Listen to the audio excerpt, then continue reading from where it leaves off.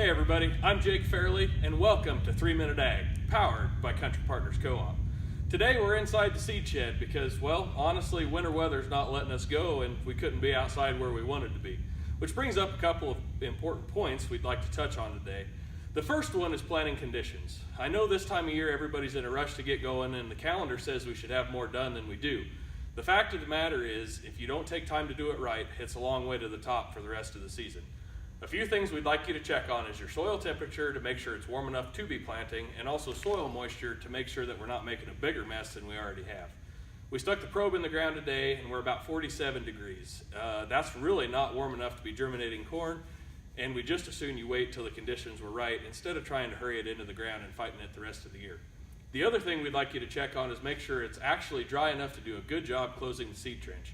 Otherwise, you're going to run into problems with it drying out and splitting back open, causing poor germination and uneven stands.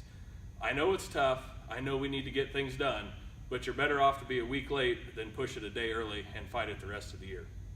The second thing we'd like to touch on is, even though you're having a hard time getting some work done, we're having a hard time getting some work done, the thing that is getting some work done are weeds. There's a lot of cheatgrass coming, other winter annuals such as mustard and pennycress, and we need to get a jump on those. It's a lot easier to clean them up now than it will be to fight those later in the season. If you can get down a good burn down, such as a dicamba product with some glyphosate and a good residual, that'll carry you into your first post spraying. If we can start clean now, we can have a better chance keeping the weeds under control the rest of the season. The final thing we'd like to touch on today is your fertilizer application. If you have a chance to plant and the conditions are right, but you're not done fertilizing, get the corn planted. We can always come back after the fact and top dress, side dress, and we have a whole host of options of fertilizers that we can help you out with. If the conditions are right, we suggest you go. We'll take care of feeding the plants later.